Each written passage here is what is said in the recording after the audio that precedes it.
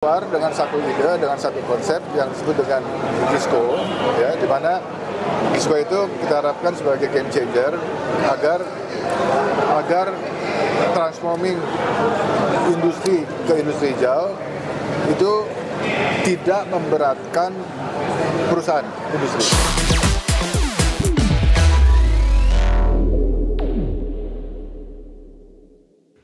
Pemerintah melalui Kementerian Perindustrian mendorong percepatan transformasi menuju industri hijau dalam negeri.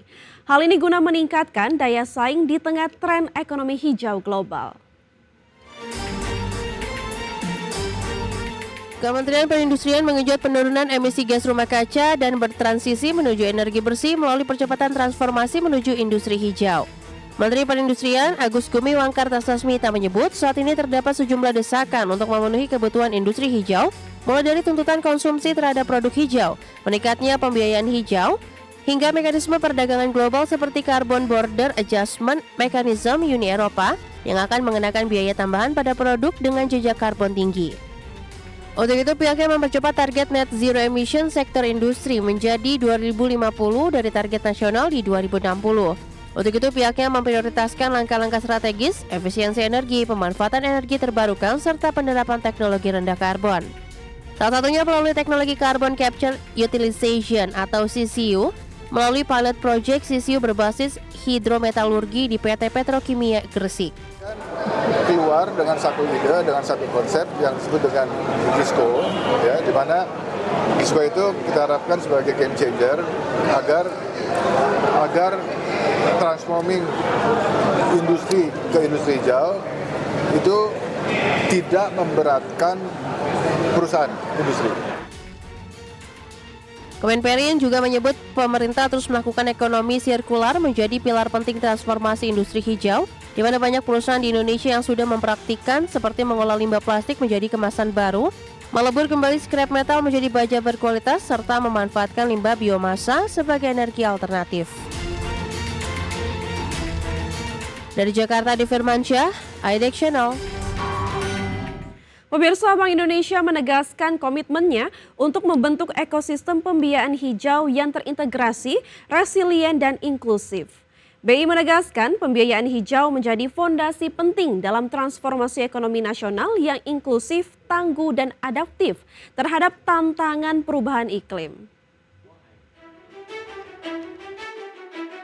Bank Indonesia menegaskan komitmennya untuk terus memperkuat koordinasi dan harmonisasi kebijakan lintas sektor demi membentuk ekosistem pembiayaan hijau yang terintegrasi, resilient, dan inklusif.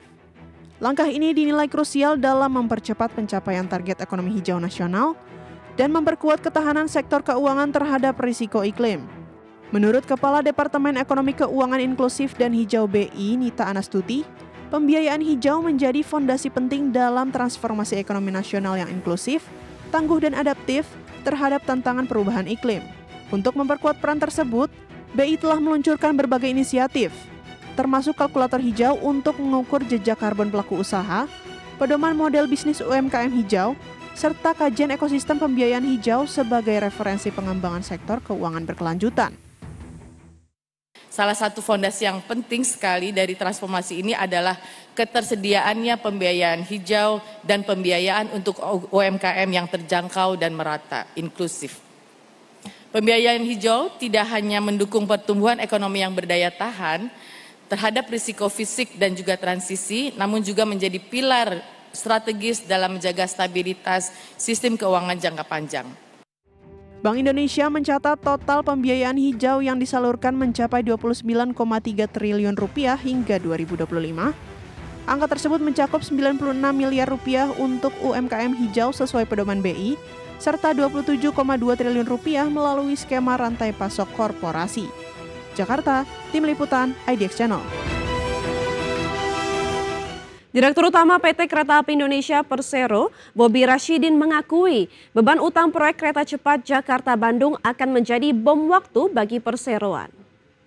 Bobi meminta waktu kepada DPR untuk memahami lebih dalam masalah-masalah yang terjadi di perseroan, termasuk persoalan yang bersumber dari proyek kereta cepat Jakarta-Bandung. Pihaknya juga akan membahas permasalahan tersebut dengan BPI dan Antara untuk mencari jalan keluar terkait utang KCIC tersebut. Kami mohon nanti satu waktu lagi apakah kita dalam bentuk FGD gitu ya untuk memahami lebih dalam, dan kami yakin dalam 1 minggu ke depan kami bisa memahami semua kendala-kendala, permasalahan-permasalahan yang ada di dalam KAI ini. Terutama kami dalami juga ya, masalah KCIC yang seperti yang disampaikan tadi, memang ini bom waktu buat, jadi kami akan koordinasi dengan Danantara untuk.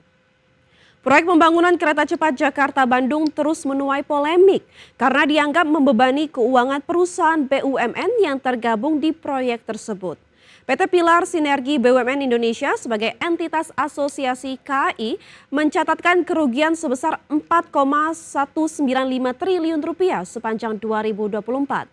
Kerugian pun masih berlanjut di tahun 2025. Proyek pembangunan kereta cepat Jakarta-Bandung terus menuai polemik. Pasalnya mega proyek yang dibangun era pemerintah Joko Widodo ini dianggap membebani keuangan perusahaan BUMN yang tergabung di proyek tersebut hingga menanggung kerugian triliunan rupiah.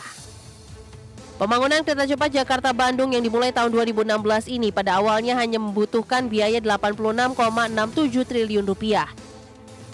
Namun realisasi proyek kereta cepat Jakarta-Bandung ini membengkak atau mengalami cost overrun hingga sekitar 7,27 miliar US dollar atau setara 112 triliun rupiah. Pasca proyek rampung dan beroperasi, Wush terus mencatat rugi dengan nilai yang sangat besar. 4 BUMN Indonesia yang tergabung dalam konsorsium PT Kereta Cepat Indonesia China harus ikut menanggung beban utang dan bunga tinggi kepada pihak China. Dalam laporan keuangan PT Kereta Api Indonesia Persero per 30 Juni 2025, PT Pilar Sinergi BUMN Indonesia atau PT PSBI sebagai entitas asosiasi KAI mencatatkan kerugian bersih sebesar 4,195 triliun rupiah sepanjang 2024. Kerugian masih berlanjut di tahun 2025. Per Juni 2025, PSBI kembali merugi dengan nilai cukup besar mencapai 1,625 triliun rupiah. Dampak dari kerugian besar yang diderita PT PSBI sebagai pemegang saham mayoritas di PT KCIC, perusahaan-perusahaan BUMN yang tergabung dalam konsorsium harus ikut menanggung renteng kerugian dari operasional Wush. PT KAI sebagai pemimpin konsorsium dengan kepemilikan 58,53 saham PT PSBI mencatat, sepanjang semester pertama 2025 KAI harus ikut menanggung rugi hampir sebesar 951,48 miliar rupiah. Sementara pada tahun 2024 KAI harus ikut menanggung rugi sebesar 2,23 triliun rupiah. Dari Jakarta, Tim Liputan, ID Channel.